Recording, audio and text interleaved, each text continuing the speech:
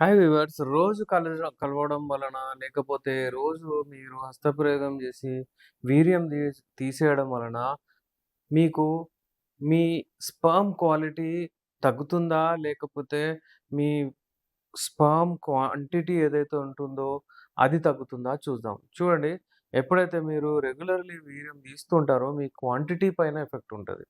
అంటే అది తగ్గిపోతుంది. ఎందుకంటే డైలీ ప్రొడక్షన్ అవుతుంటది. కానీ ఏందంటే మీరు డైలీ తీస్తూ ఉంటారు. అయితే మీ క్వాంటిటీ మీద ఎఫెక్ట్ పడొచ్చు. మీ క్వాలిటీ మీద ఎఫెక్ట్ పడదు. క్వాలిటీ అంటే ఒక స్పెర్మ్ క్వాలిటీ ఏముంటుంది? ఒక స్పెర్మ్ మంచిగా ఉండాలంటే దానికి ఒక హెడ్ ఉంటుంది. ఒక టెయిల్ ఉంటుంది. ఒక నెక్ ఉంటుంది. ఒక ఫార్మ్ లాగా ఉంటుంది అది మంచిగా. మీ కౌంట్ తక్కువ ఉండొచ్చు. అందుకే గమనించండి. ఎప్పుడైనా టెస్ట్‌కెళ్తారు కదా! వాళ్ళు ఏమంటారు మీకు? 3 రోజుల వరకు మీరు కలవద్దంటారు. నేనెప్పుడు చెప్తుంటాను, మీరు కలిసేది మీ ఎంజాయ్‌మెంట్‌కు. కానీ దేవుడు ఏమంటాడంటే మీకు ప్రెగ్నెన్సీ నిలబడాలి. మీ స్పెర్మ్స్ హెల్తీ ఉండాలి అంటాడు.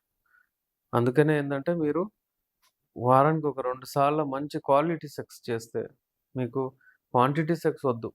10 సార్లు అది వద్దు. క్వాలిటీ సెక్స్ మంచిగా చేయాలి. ప్రొడక్షన్ డైలీ అవుతుంటది. మీరు డైలీ అంటే అది హస్తప్రయోగం చేసి బయటికి తీసేస్తుంటే వేస్ట్ చేస్తున్నారు మీరు. అది చేయకుండా మీ క్వాంటిటీ కూడా మంచిగా పెట్టండి మీరు. అయితే పెళ్లి గానోళ్ళు 20 ఇయర్స్ అయిపోయినాయి, 28 ఇయర్స్ అయిపోయినాయంటే ఇమ్మీడియేట్ పెళ్ళికెళ్ళిపోండి. చాలా మందికి చూస్తున్నాను నేను సమాజంలో. అంటే వాళ్ళ బిగ్ బ్రదర్స్ ఎవరైతే ఉంటారో పెద్దన్నయ్యలు పెళ్లి అవ్వలేదు. అందుకే ఇతను చేసుకోలేదు. సంప్రదాయం అంట వాళ్ళ దగ్గర. ఎప్పటివరకైతే పెద్దన్నయ్య పెళ్లి చేసుకోడో, చిన్న తమ్ముడు పెళ్లి చేసుకోడు. అయితే ఇలాంటివి ఏదైనా ఉంటే తొందరగా మీరు మీ ఫ్యామిలీలో సాల్వ్ చేసేయండి. చిన్నోళ్ళ గురించి కూడా ఆలోచించండి. టైం ప్రకారం పెళ్లి చేసుకుంటే మీకు ఈ ఇన్‌ఫర్టిలిటీ ఇష్యూస్ తర్వాత రావు. అలా ఎవరికైనా ఇన్‌ఫర్టిలిటీ ఇష్యూస్ వస్తే ఒక 1 ఇయర్ అయింది. అసలు పిల్లలు పుట్టలేదు. ప్రాబ్లమ్ అవుతుంది కన్సీవ్ అవ్వడానికి అంటే మాతో కాంటాక్ట్ అవ్వచ్చు. నేను మీ డాక్టర్ ఎస్.ఆర్. రెహమాన్, ఎండీ, యునాని, నాంపల్లి, హైదరాబాద్ నుంచి.